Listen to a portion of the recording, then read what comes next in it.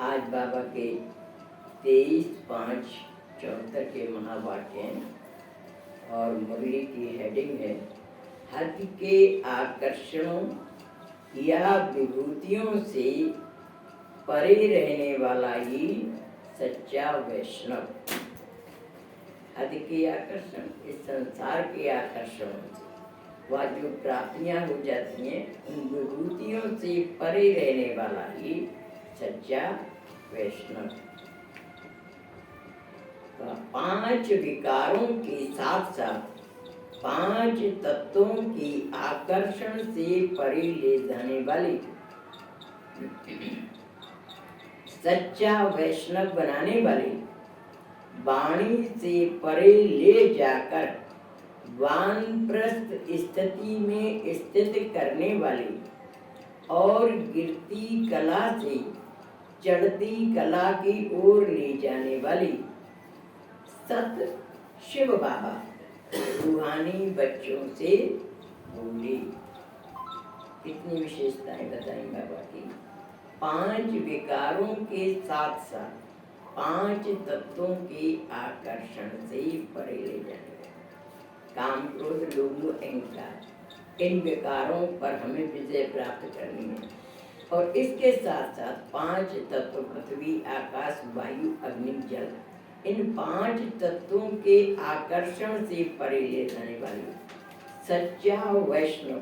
वैष्णव माने विष्णु वंशी, सतयुग में आने के लायक बनाने वाली वाणी से परे ले जाकर वानप्रस्थ स्थिति में स्थित करने वाली।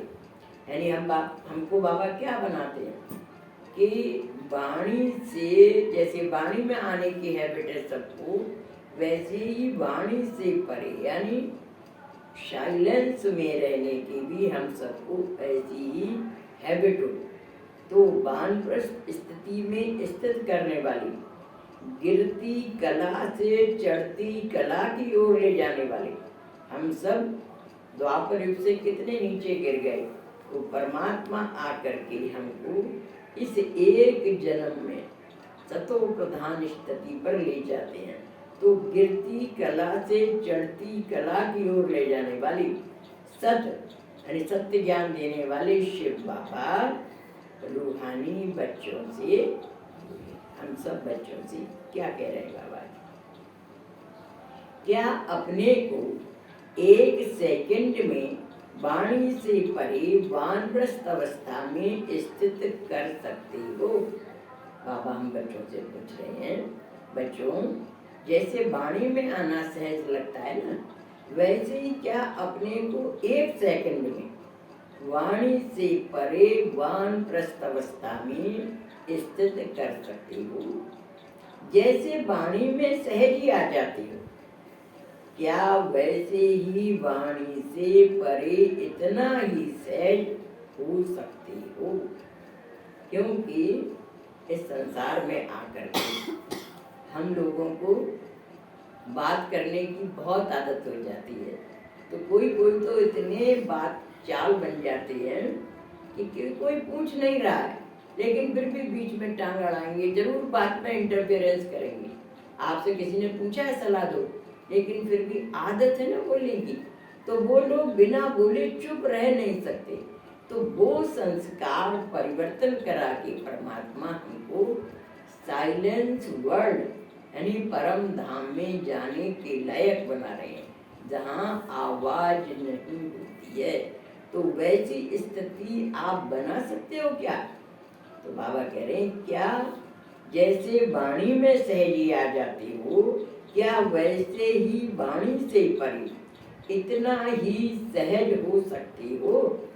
कैसी भी परिस्थिति हो, वातावरण हो, वायुमंडल हो या प्रकृति का तूफान हो, लेकिन इन सबके होते हुए, देखते हुए, सुनते हुए, महसूस करते हुए जितना ही बाहर के तूफान उतना ही स्वयं अचल अडोल शांत स्थिति में स्थित हो सकते हो। अब बाबा हम बच्चों को कह रहे हैं कि बच्चे कभी कभी क्या होता है, बाहर की हलचल होती है, बाहर कुछ हो रहा है, तो हमारे मुंह से भी कुछ ना कुछ रिएक्शन में निकल जाता है। तो बाबा पूछ रहे हैं, कैसी भी परिस्थिति हो, चाहे कैसा भी वातावरण हो, चाहे कैसा ही वायुमंडल हो, प्रकृति का तूफान हो, लास्ट समय में ये सब हमारे पेपर लेने के लिए आएंगे। प्रकृति भी तूफान के रूप में आएगी, लेकिन इन सब के होते हुए, यानी वो अपना प्रैक्टिकल कार्य कर रहे हैं, आप देखते हुए, सुनते हुए, महसूस करते हुए, जितना ही बाहर का तूफान हो उतना ही स्वयं अचल अडोल शांत स्थिति में स्थित हो सकते हो। यानी आपकी देख रहे हैं, सुन रहे हैं, लेकिन आपके मुंह से कुछ भी शब्द ना निकले और आंतरिक स्थिति बहुत साइलेंस की रहे, हलचल में भी नहीं आए, क्योंकि ये सब बाबा जो हमें पढ़ा के इतना परिपक्व बना रहे हैं, उस विनाश के समय हमारी अचल अडोल स्थिति है। अगर उस समय हम हलचल में आ गए तो 1 सेकंड का ही तो पेपर है। अब क्या कहते हैं, अगर हमारे अंदर थोड़ा सा भी कहीं मोह का अंश है या कुछ भी अंश विकार का अंश होगा तो हम जरूर रिएक्ट करेंगे, और परमात्मा को ये बात पसंद नहीं करेंगे, फेल या नंबरवार बन जाएंगे। तो उस समय भी हम साक्षी होकर के देखें, देखो भगवान ने जो पढ़ाया था हमको वो अब प्रैक्टिकल देख रहे हैं। स्थित प्रज्ञ एक रस स्थिति है, हमारे अंदर जरा भी हलचल ना हो, तो उसके लिए अभी से प्रैक्टिस करो। कुछ भी घटना होती है हम जस्ट रिएक्ट करते हैं क्या? अगर जस्ट रिएक्ट करते हैं, कुछ ना कुछ बोल देते हैं या फीलिंग में आ जाते हैं, माना अभी हमारी स्थिति एक रस नहीं बनी है, हमारी बुद्धि एक रस बन जाए, वो नहीं है। जो कुछ हो रहा है, बाबा ने कितनी बार इन अव्यक्त वाणियों में पढ़ा कर हमको मजबूत बनाया है। तो हर एक स्टूडेंट अपने आप इस डे टू डे लाइफ में चेक करो, शांति में शांत रहना बड़ी बात नहीं है। बाबा कह रहे हैं आप एकांत में हो, शांति है तो आप शांति में शांत रहना, कोई बड़ी बात नहीं है। लेकिन अशांति के वातावरण में भी शांत रहना, इसको ही ज्ञान स्वरूप, शक्ति स्वरूप, याद स्वरूप और सर्वगुण स्वरूप कहा जाता है। देखो अच्छे में अच्छे तो सभी चलते हैं, लेकिन परिस्थिति आए और हमारा रिएक्शन वैसा उसके प्रति ना हो, तब पास का सर्टिफिकेट मिलेगा। तो इसलिए बाबा कह रहे हैं कि शांत वातावरण में शांत रहना कोई बड़ी बात नहीं है, लेकिन अशांति का वातावरण हो उस समय भी शांत रहना, इसको ही क्या कहा जाएगा कि ज्ञान स्वरूप। इन्होंने ज्ञान को अपने अंदर धारण किया है, शक्ति स्वरूप, इनके अंदर इतनी शक्ति है। याद स्वरूप, ये भगवान की याद में इतने खो जाते हैं कि संसार की हलचल इनको हिला नहीं सकती। और सर्वगुण स्वरूप, इनके अंदर सारे गुण समाहित हैं। तब कहा जाता है भिन्न भिन्न प्रकार के कारण होते हुए भी स्वयं निवारण रूप बने, इसको कहा जाता है पुरुषार्थ का प्रत्यक्ष प्रमाण रूप। सही है कि भिन्न भिन्न प्रकार के कारण, कारण तो कोई भी होंगे। कभी देखो एक्सीडेंट हो जाता है, कभी कोई ऐसा खबर सुना देता है कि आपने कभी सोचा भी नहीं होगा। तो ऐसी स्थितियों में जो अनएक्सपेक्टेड हो जाए घटनाएं, उनमें भी आप स्वयं को निवारण स्वरूप बनाएं, आप हलचल में नहीं आए, इसको कहा जाता है पुरुषार्थ का प्रत्यक्ष प्रमाण रूप। ऐसे महावीर बने हो या अब तक वीर बने, एक है महावीर और एक है वीर। साधारण अगर हमारी स्थिति बन जाती है, साधारण मनुष्यों जैसे हम रिएक्ट करने लगते हैं, तो बाबा उसको क्या कहेंगे? वीर, वीर बने हो। और अगर हमारे ऊपर नो रिएक्शन, कोई रिएक्शन नहीं है, दुख सुख सरिस प्रशंसा गारी, कोई गाली दे रहा हो या प्रशंसा कर रहा हो, दुख मिल रहा हो अथवा सुख मिल रहा हो, हम उन सब में प्रूफ बन जाए, हमारे ऊपर कोई उसका असर ना हो, तब कहा जाएगा, तब ये सर्टिफिकेट संसार के लोग भी देखेंगे, देंगे और भगवान भी हमको ऊपर नंबर देंगे प्रमाण स्वरूप। तब क्या होगा? प्रत्यक्ष प्रमाण स्वरूप। देखो इनके सामने कैसी घटना हुई, लेकिन ये फिर भी डामाडोल नहीं हुई, तो पुरुषार्थ का प्रत्यक्ष प्रमाण रूप इसको कहा जाएगा। ऐसे महावीर बने हो क्या? किस स्टेज तक पहुंचे?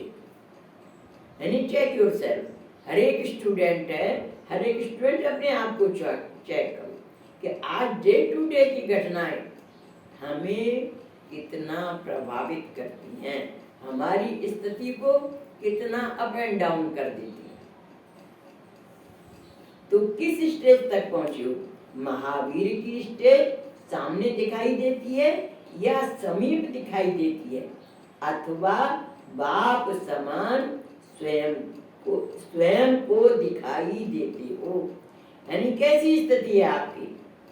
महावीर की स्टेज सामने दिखाई देती है या समीप दिखाई देती है, अथवा बाप समान स्वयं को दिखाई देती है? देखो एक घटना मुझे याद आ गई, रामचरितमानस में जब रामचंद्र जी को वनवास हुआ था तो भरत जी वहां पर नहीं थे, ननिहाल गए हुए थे। जब लौट के आए तो कौशल्या माता ने क्या कहा उनसे? पितुआ यशभूषण वशन तात तजे रघुवीर, हर्ष विषाद न हृदय कछु पहरे बल कलची। मतलब उनकी स्थित प्रज्ञ की स्थिति का वर्णन किया कि कहाँ एक आदमी को कहा जाए कि कल आपका राज्याभिषेक होना है और दूसरे दिन उसको वनवास दे दिया जाए, तो कितना संकल्प विकल्प चलेंगे। क्या कर दिया मैंने? आज के जमाने में कितनी उठापटक हो जाएगी कि हमें वनवास, हम राज तिलक दे रहे थे, अब वनवास दे दिया। लेकिन माता ने क्या कहा? कौशल्या माता ने भरत जी से, पितुआ यश भूषण वशन, ये राजकुमार थे, कितने वस्त्राभूषण पहनते थे, पिता की आज्ञा से सारे वस्त्राभूषण उतार दिए। पितुआ यश भूषण वसन तात तजे रघुवीर, रघुवीर ने सब छोड़ दिया। और हर्ष विषाद न हृदय कछु, न हर्ष था न उनके चेहरे पर विषाद था, दुख था। पहरे बल करके साधुओं जैसे कपड़े पहनते। ये स्थिति है, ऐसी स्थिति हमको बनाना चाहता है कि चाहे हमें राज तिलक मिल रहा हो और फौरन कहते कुछ नहीं, आपको कुछ नहीं मिलेगा, वनवास दे दिया ना, कुछ नहीं मिलेगा ना, हमारी स्थिति डामाडोल ना हो। ऐसे स्थित प्रज्ञ बने हैं क्या? ऐसा बनाना चाहता है भगवान। तो बाबा कह रहे हैं आगे, बाप समान 3 स्टेज नंबरवार है। एक है समान, दूसरी है समीप और तीसरी है सामने। बाप समान बनने की 3 बताए बाबा ने कैटेगरी। एक है बिल्कुल बाप के समान है और दूसरी है समीप यानी पास बैठने वाली, और तीसरी है सामने बैठने वाली। तो कहाँ तक पहुंचे हैं? समाने वाले को समान वाले की निशानी 1 सेकंड में जहां और जैसे चाहें, जो चाहें वह कर सकते हैं, वह करते हैं। अब देखो समान वाले की डेफिनेशन बता रहे हैं बाबा। 3 शब्द हैं, मिलते मिलते ही हैं, समान, समीप और सामने। तो समान वाले की बता रहे हैं कि समान वाले की निशानी 1 सेकंड में जहां और जैसे चाहें, जो चाहें वह कर सकते हैं। यानी कि उनकी स्थिति में उतार चढ़ाव नहीं आता है, वह करते हैं। सेकंड स्टेज, समीप वालों की स्टेज कैसी होती है? सेकंड स्टेज समीप 1 सेकंड के बजाय कुछ घड़ियों में स्वयं को सेट कर सकते हैं। यानी उनको 1 सेकंड बताया और उनको क्या बताया कि 1 सेकंड के बजाय कुछ समय लगता है, कुछ घड़ियों में स्वयं को सेट कर सकते हैं।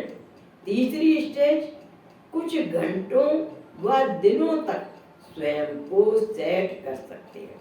यानी उन्होंने और ज्यादा टाइम दिया। तीसरी स्टेज माने सामने वाले जो है वे तीसरी स्टेज में है, वे कुछ घंटे लगते हैं उनको एडजस्ट करने में या दिन लगते हैं, दिनों तक स्वयं को सेट कर सकते हैं। समान वाले सदा बाप समान स्वयं के महत्व को स्वयं ही स्वयं की सर्व शक्तियों के महत्व को और हर पुरुषार्थी की नंबरवार स्टेज को गुण दान, ज्ञान धन दान और स्वयं के समय का दान, इन सब के महत्व को जानने वाले और चलने वाले होते हैं। समान वाले पहली कैटेगरी पर बाबा आ गए कि समान वालों की क्या विशेषता होगी। वे सदा बाप समान यानी भगवान के समान होगी।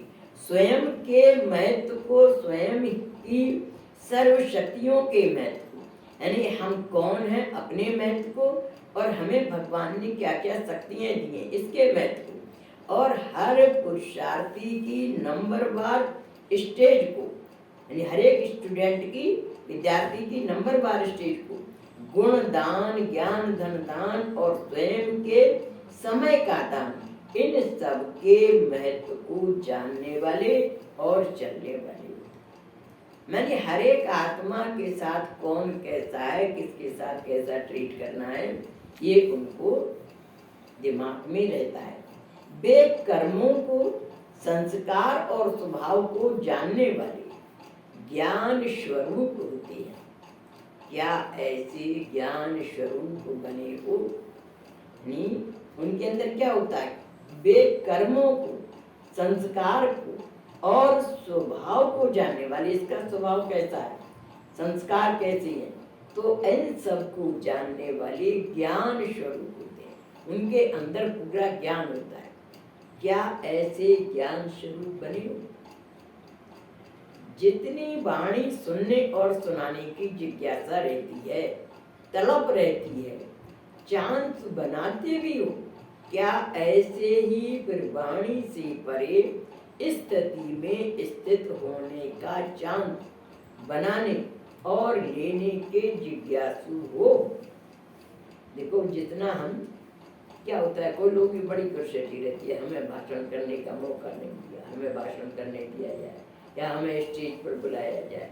तो जितना वाणी सुनने और सुनाने की जिज्ञासा रहती है, तड़प रहती है, चांस बनाते भी हो, क्या ऐसे ही फिर वाणी से परे स्थिति में स्थित होने का, यानी साइलेंस में बैठने का भी ऐसा ही शौक है, वाणी से परे स्थिति में स्थित होने का चांस बनाने और लेने के जिज्ञासु?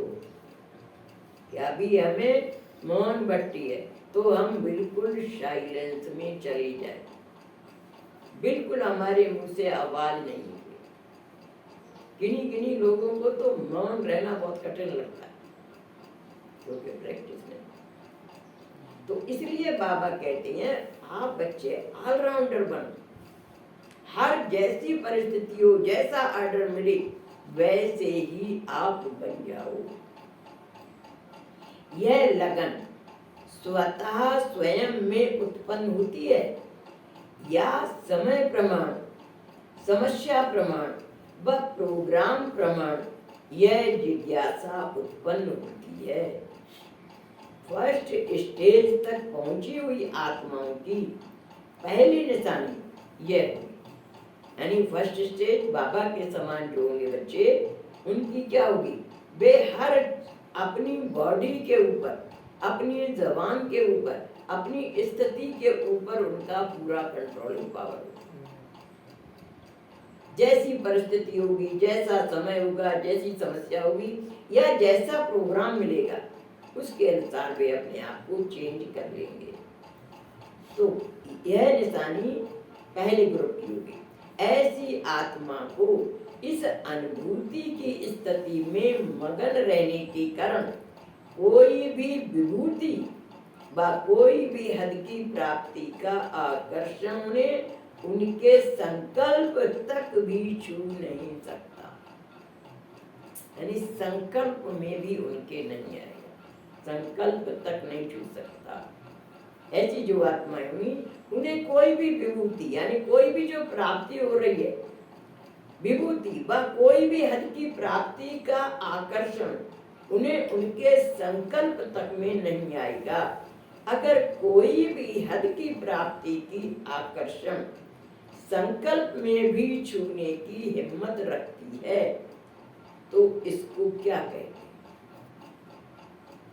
बाबा पूछ रहे हैं, अगर कोई भी हद की प्राप्ति कि सबको तो यश मिला हमको नहीं मिला, कोई की स्थिति डामाडोल हो जाती है और कोई की स्थिति को एक रस रहते हैं। तो बाबा कह रहे अगर कोई भी हद की प्राप्ति के आकर्षण संकल्प में भी छूने की हिम्मत रखती है तो इसको क्या कहेंगे?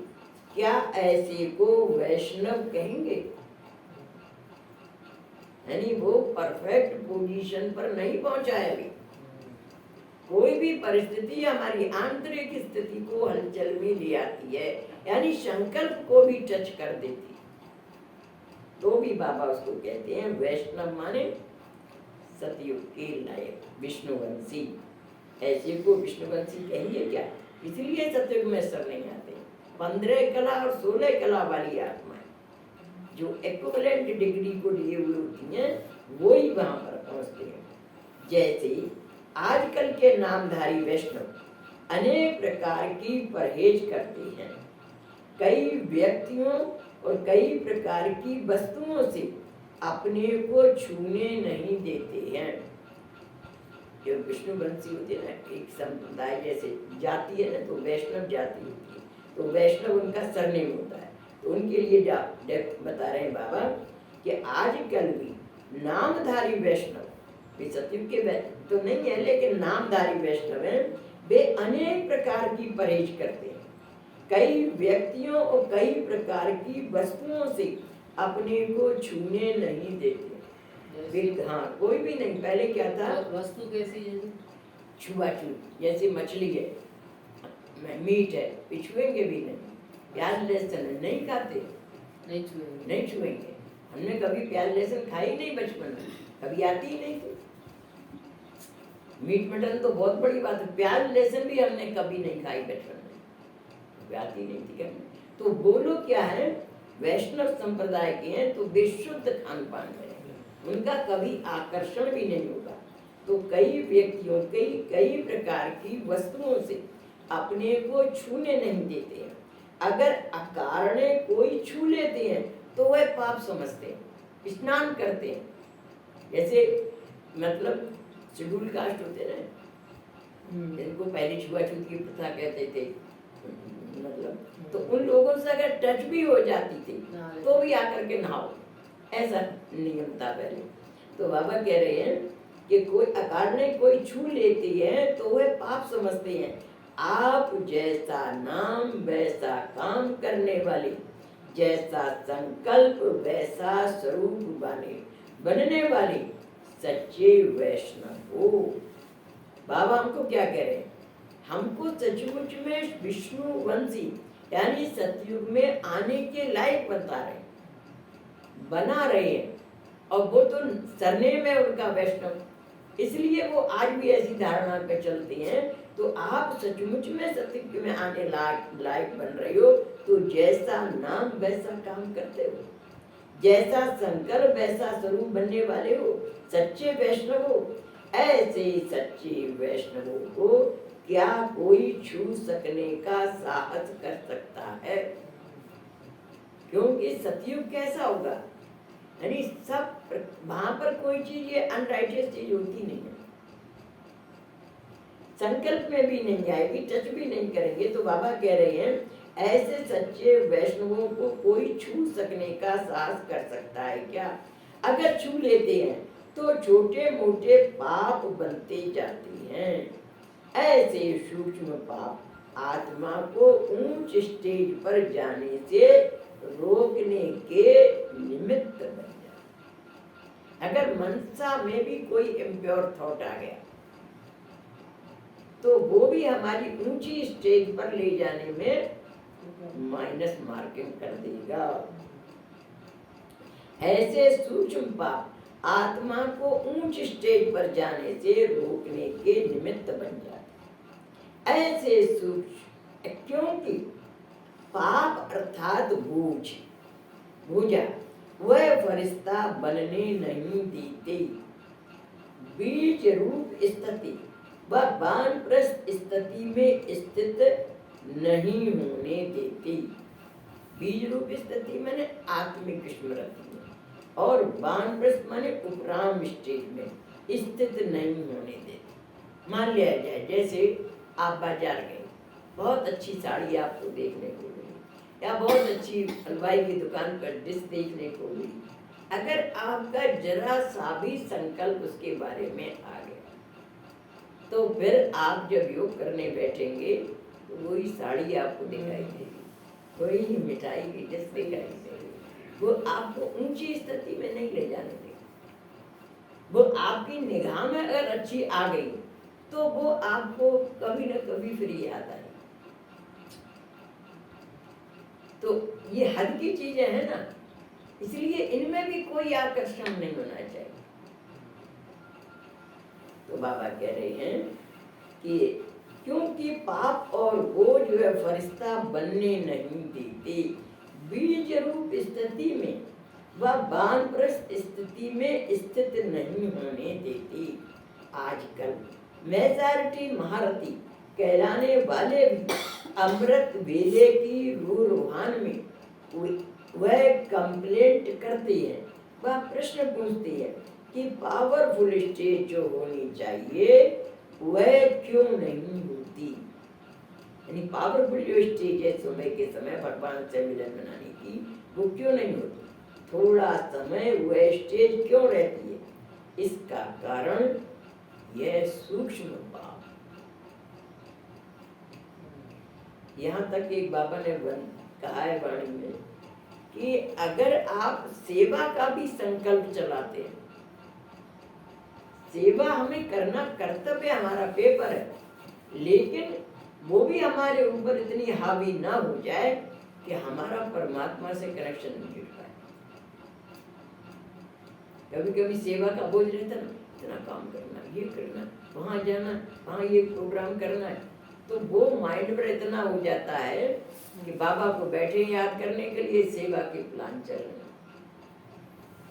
वैसे सोचना, सेवा का सोचना बुरी बात नहीं है, लेकिन work value, work play value की जब आप बाबा को याद करने बैठे हो तो कोई और दूसरी बातें नहीं याद आनी चाहिए, फ्रेश होना चाहिए।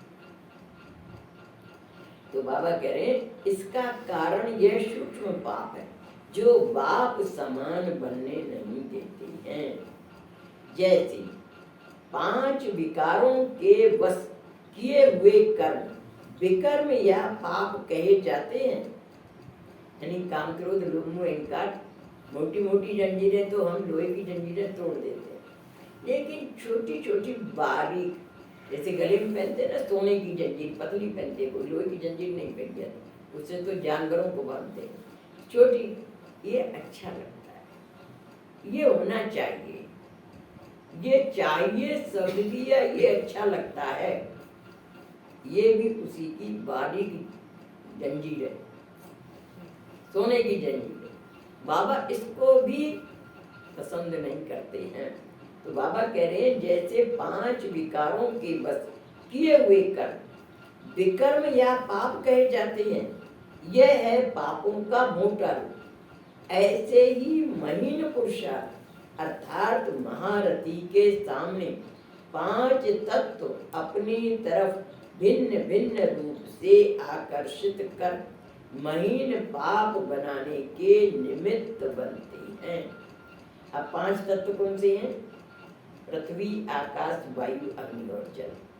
जैसे वो हमसे विकर्म कराते हैं काम, क्रोध, लोभ, अहंकार, ऐसे ये भी महारत 5 तत्वों के वशीभूत होकर के भी आत्मा विकर्म कर लेती है, महीन पाप बनाने के निमित्त बनती है।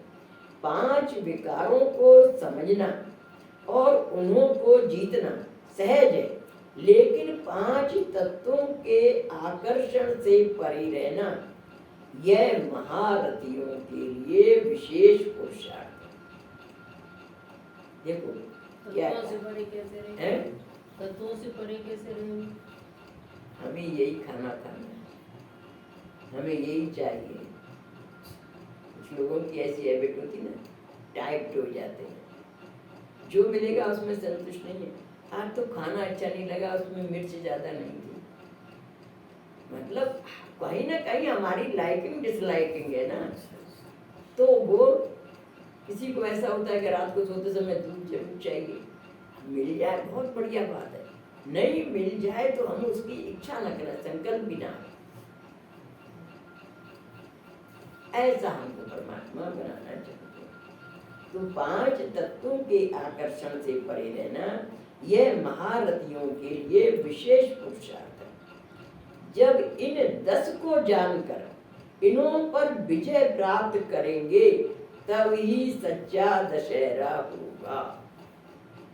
यानी 10 को हरा दिया, 5 विकारों को तो हरा ही देते हैं, लेकिन ये 5 तत्व भी हमसे अपने इच्छा के अनुकूल, अगर कोई खाने की लाइकिंग या पहनने की लाइकिंग या कुछ भी है, किसी भी तरीके का कोई है, संकल्प आता है या हम कंप्लेन करते हैं ये नहीं मिला यहाँ पर, तो वो भी हमारे मन में नहीं आना चाहिए। तो ये महारथियों के लिए विशेष पुरुषार्थ है। जब इन 10 को जानकर इन्हों पर विजय प्राप्त करेंगे तभी सच्चा दशहरा होगा। विजयादशमी इस स्थिति का यादगार है। पहले विजयादशमी आती है और उसके बाद में लक्ष्मी नारायण दीपावली आती है, लक्ष्मी नारायण का राज्याभिषेक का त्योहार आता है। ये त्योहार भी उसी सीरियल से लगाए गए।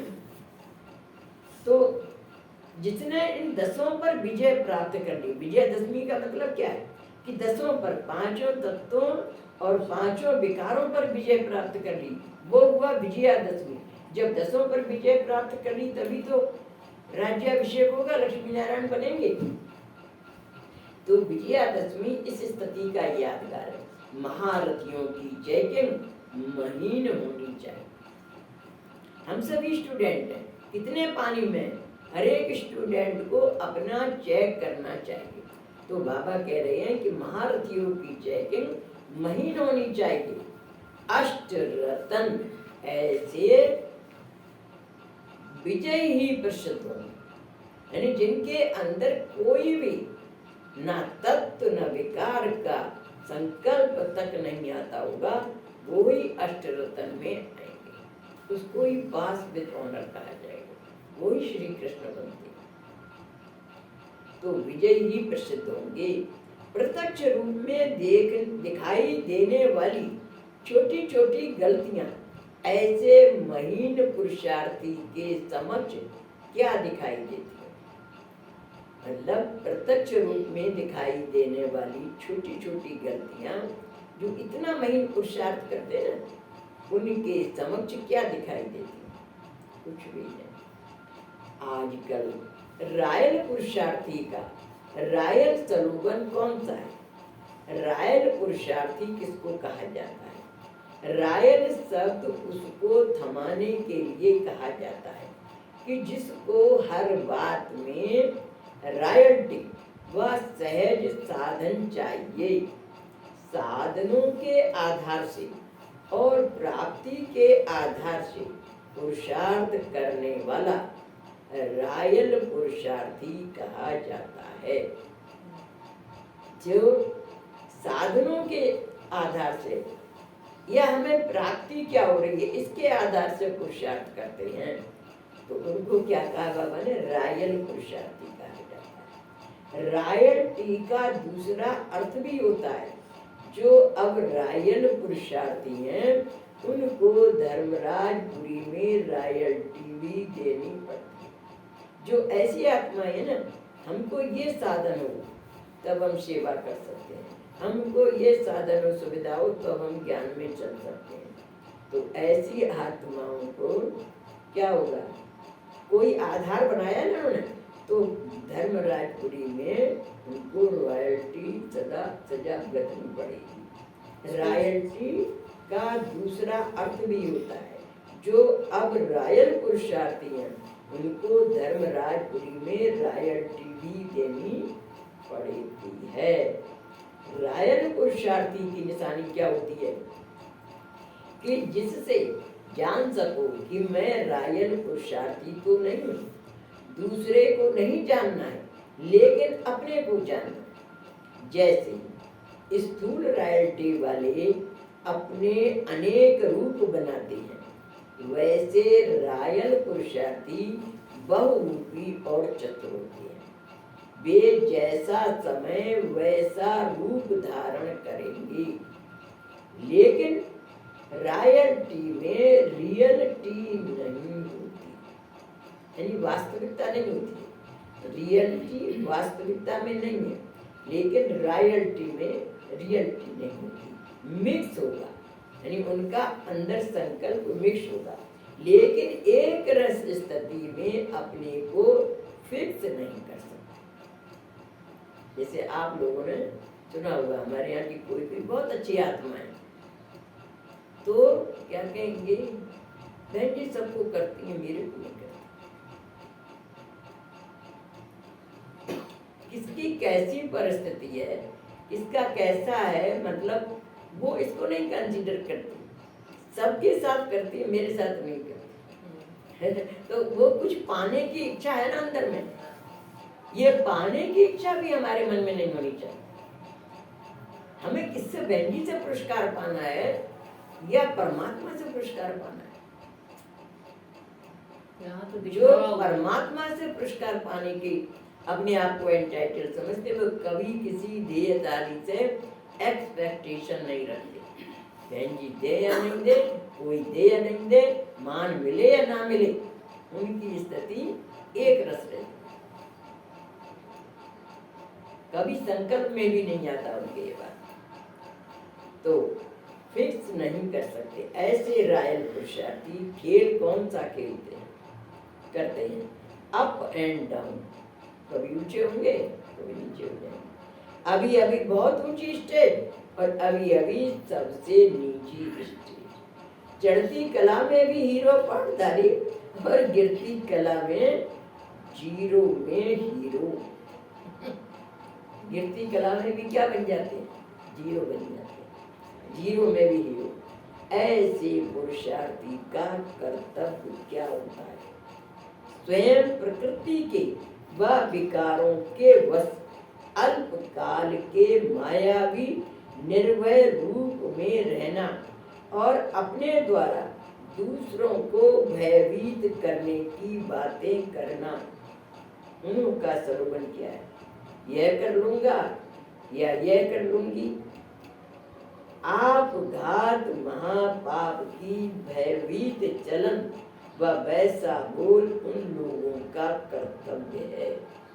यानी वे कहाँ तक पहुंच जाते हैं, आत्महत्या करने की बात तक बोल देते हैं। आत्मघात, आपघात महापाप की भयभीत चलन व वैसा बोल उन लोगों का कर्तव्य। ऐसी रॉयल पुरुषार्थी कभी नहीं बनना। यानी एक्सपेक्टेशन की क्लाइमेक्स कहाँ तक पहुंच जाती है, अगर हमारी इच्छा नहीं हुई तो आत्महत्या कर लेंगे, तो आप घात तक की बात करें, सोच लेते हैं। तो बाबा कह रहे हैं ये बहुत बड़ा पाप है आत्महत्या करना, महापाप बताया बाबा ने। आपघात महापाप की भयभीत चलन व वैसा बोल उन लोगों का कर्तव्य है। यानी कुछ लोग तो क्या होते हैं, थ्रेटनिंग भी देते हैं, डराने की वजह से कि आप ऐसा करेंगे तो ठीक है, नहीं तो हम फिर क्या करेंगे, देख लेना हम भी क्या करते हैं, ऐसे चैलेंज करते हैं।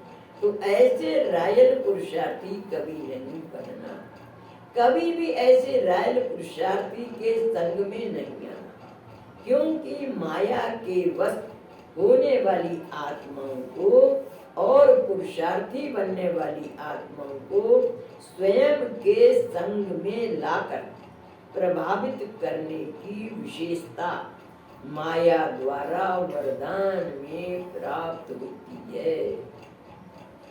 क्या मिल जाता है उनको? माया से वरदान मिल जाता है। क्या कह रहे हैं बाबा? फिर से पढ़ती हूँ। कभी भी ऐसे रायल पुरुषार्थी के संग में नहीं आना, क्योंकि माया के बस होने की वाली आत्माओं को और पुरुषार्थी बनने वाली आत्माओं को स्वयं के संग में लाकर, ऐसी आत्माएं क्या करती हैं कि पुरुषार्थी बनने वाली आत्माओं को स्वयं के अपने संग में लाकर प्रभावित करने की विशेषता माया द्वारा वरदान में प्राप्त होती है। उनको भी अपने प्रभाव में ले आते हैं, माया द्वारा उनको वरदान में प्राप्त होती है। ऐसे संग को बड़ी से बड़ी दलदल समझना, यानी फंसा देते हैं।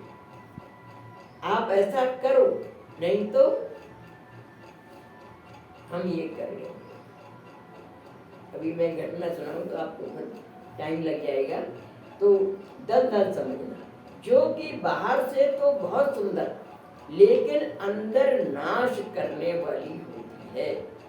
इसलिए बाप दादा सभी बच्चों को वर्तमान समय की माया के रायल स्वरूप की सावधानी पहले से ही दे रहे हैं। बाबा कह रहे हैं कि बाप दादा सभी बच्चों को वर्तमान समय की माया के रायल स्वरूप की सावधानी पहले से ही दे रहे हैं कि माया इस रूप में भी आ जाती है। ऐसा संग से, ऐसे संग से सदा सावधान रहना और होशियार रहना। माया भी वर्तमान समय ऐसे रायल पुरुषार्थियों की माला बनाने में लगी हुई है। अपने मन के बहुत अच्छी तरह से और तीव्र पुरुषार्थ से ढूंढ रही है। इसलिए माया के मणके की माला नहीं बनना। अगर ऐसे माया के मणके के प्रभाव में आ गए तो विजय माला के मणकों से किनारे हो जाएंगे, क्योंकि आजकल दोनों ही माला है, यानी एक माया की माला और दूसरी विजय माला। बाप की विजय माला बाप बना रहे हैं और माया भी अपनी माला बनाने में लगी है। तो एक माया की माला और दूसरी विजय माला बाप की, इन दोनों की सिलेक्शन बहुत तेजी से हो रही है। ऐसे समय में हर सेकंड चारों ओर अटेंशन चाहिए, समझा? ऐसे सदा सच्चे पुरुषार्थी, सच्चे बाप के साथ सदा सच्चे रहने वाले, 5 विकारों और 5 तत्वों की आकर्षण से सदा दूर रहने वाले, सहज वानप्रस्थ स्थिति में स्थित होने वाले, विजय माला के विजयी मणकों को, बाप दादा के सदा साथ रहने वाले, सदा सत्य के संग में रहने वाले और व्यर्थ के संग से न्यारे रहने वाले, ऐसे प्यारे बाप के बच्चों को बाप दादा का याद प्यार, गुड मॉर्निंग और नमस्ते। ऐसा श्रेष्ठ बनाने वाले बाप दादा को हम रूहानी बच्चों का याद प्यार, गुड मॉर्निंग, नमस्ते नमस्ते नमस्ते। नमस्ते। हम सब हंसी मुरली का सार है। पहला पॉइंट है शांति में शांत रहना। बड़ी बात नहीं है, लेकिन अशांति के वातावरण में शांत रहने वाला ही महान कहलाता है। दूसरी बात, बाप समान स्टेज तक पहुंची हुई आत्माओं को, जिन्हें कोई भी विभूति या हद का आकर्षण छू नहीं सकता, वे ही सच्चे वैष्णव कहलाते हैं। तीसरा पॉइंट, पांच तत्वों के आकर्षण से परी रहना महारथियों के लिए महीन पुरुषार्थ। चौथा है सूक्ष्म पाप आत्मा को ऊंच स्टेज पर जाने से रोकने के निमित्त बन जाती है।